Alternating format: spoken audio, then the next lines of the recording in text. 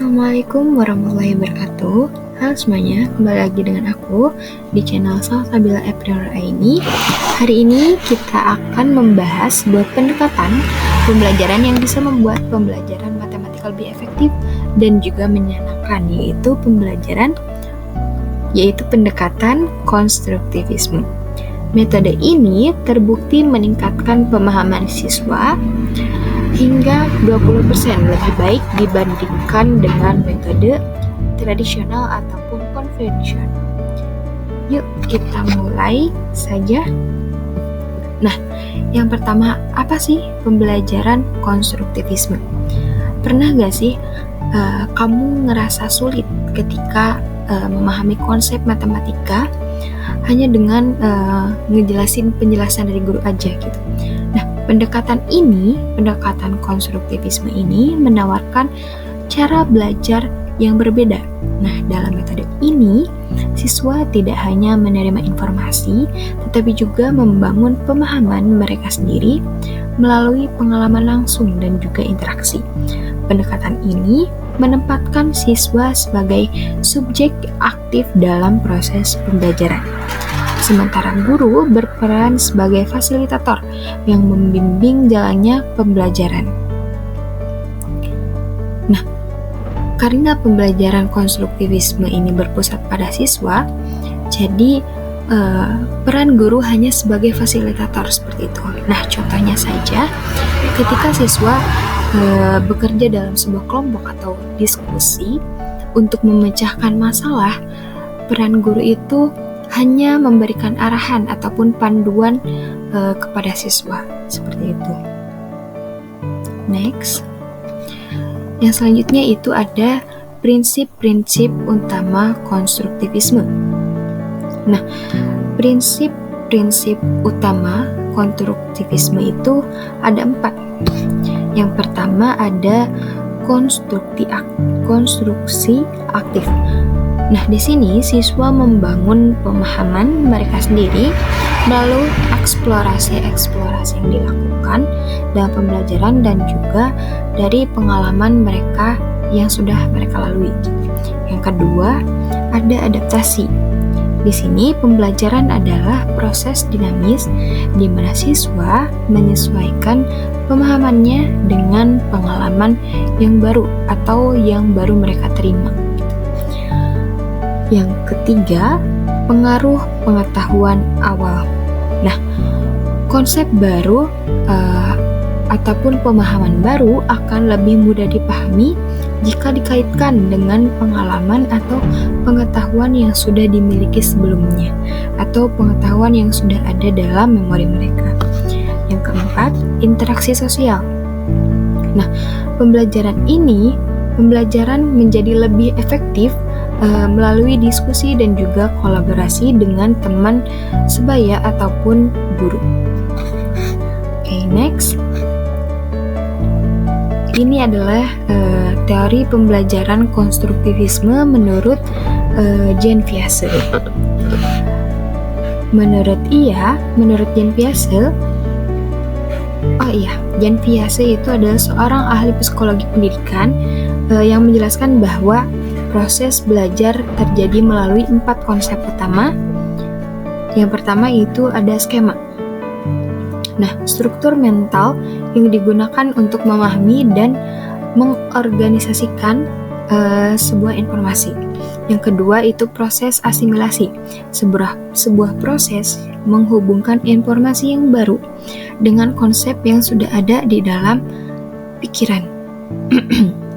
Yang ketiga, akomodasi, menyesuaikan pemahaman lama agar sesuai dengan informasi baru yang diperoleh. Yang keempat, ekuilibrasi, keseimbangan. Sebuah proses keseimbangan antara asimilasi dan juga akomodasi untuk mencapai pemahaman yang lebih stabil. Next. Nah, ini adalah teori pembelajaran konstruktivisme menurut Lev Vygotsky. Nah, berbeda dengan Jean Piaget, Lev Vygotsky menekankan pentingnya interaksi sosial dalam sebuah pembelajaran. Ia menerapkan 3 konsep dalam teorinya. Yang pertama ada ZPD ataupun zona perkembangan proksimal. Jarak antara kemampuan siswa saat ini dengan potensi maksimal yang bisa dicapai dengan bantuan. Yang kedua ada scaffolding, dukungan sementara yang diberikan oleh guru ataupun teman sebaya untuk membantu siswa melewati zona perkembangan proksimal yang tadi sudah dijelaskan. Yang ketiga, interaksi sosial.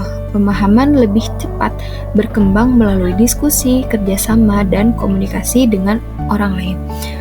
Nah, Lev Vygotsky ini lebih menekankan pada interaksi sosial dalam pembelajaran. Sedangkan tadi Jean Piaget itu lebih menerapkan kognitivitasnya, kemampuan kognitifnya. Okay, next. Implementasi konstruktivisme dalam pembelajaran matematika. Pendekatan konstruktivisme itu bisa diterapkan dalam pembelajaran matematika melalui berbagai metode. Yang pertama itu ada pembelajaran berbasis masalah atau problem based learning. Siswa diberikan sebuah masalah yang harus dipecahkan dengan menggunakan konsep matematika. Yang kedua itu pembelajaran berbasis project atau project based learning. Siswa mengerjakan proyek yang menuntut mereka menerapkan konsep matematika dalam kehidupan sehari-hari. Yang ketiga ada diskusi kelompok. Siswa bekerja sama dalam kelompok untuk mencari sebuah solusi dan berbagi pemahaman. Yang terakhir, penggunaan alat peraga, yaitu memanfaatkan benda konkret seperti balok atau model geometri untuk memperjelaskan konsep-konsep yang abstrak gitu. Oke, next. Contoh konkret pembelajaran geometri dengan konstruktivisme. Nah, mungkin dalam hal ini kita bisa melihat contoh penerapan konstruktivisme dalam geometri dalam sebuah penelitian di SMPN 5 Bandung dalam di sebuah sekolah ya di SMPN 5 Bandung. Siswa kelas 8 diminta untuk membangun model bangun ruang menggunakan bahan sederhana, kemudian mereka mengukur volume dan juga luas permukaan serta mendiskusikan hubungan antar bangun. Nah, hasilnya bagaimana? Pemahaman mereka lebih meningkat 30% lebih baik dibandingkan dengan menggunakan metode ceramah ataupun konvensional. Jadi, pembelajaran konstruktivisme itu sebetulnya memang bisa meningkatkan dan juga memiliki manfaat yang lebih besar dalam sebuah pembelajaran agar siswa lebih aktif, karena memang di teori konstruktivisme itu siswa dituntut lebih aktif daripada guru. Next, peran guru dalam pembelajaran konstruktivisme. Yang pertama itu merancang aktivitas pembelajaran yang menarik. Nah, di sini guru merancang aktivitas atau merancang sebuah pembelajaran yang menarik bagi siswa, entah itu bisa dengan problem based learning, project based learning, dan lain sebagainya, agar pembelajaran itu lebih menarik bagi siswa. Yang kedua itu memberikan scaffolding yang sesuai dengan kebutuhan siswa. Yang ketiga, mendorong siswa untuk berpikir kritis dan juga memecahkan masalah. Yang keempat, memfasilitasi siswa untuk berdiskusi dan juga berinteraksi antar siswa. Next, tantangan dalam implementasi konstruktivisme. Yang pertama itu ada persiapan guru. Nah, dalam hal ini ataupun dalam konstruktivisme memang membutuhkan dalam metode pembelajarannya memang membutuhkan persiapan yang matang, karena metode yang dipilih itu harus sesuai ataupun harus menarik bagi para siswa. Yang kedua itu ada waktu.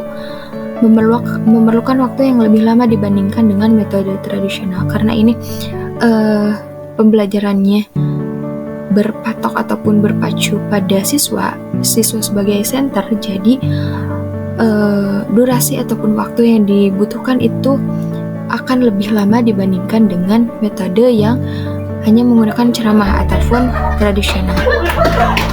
Yang ketiga itu kenyamanan siswa ataupun kesiapan siswa.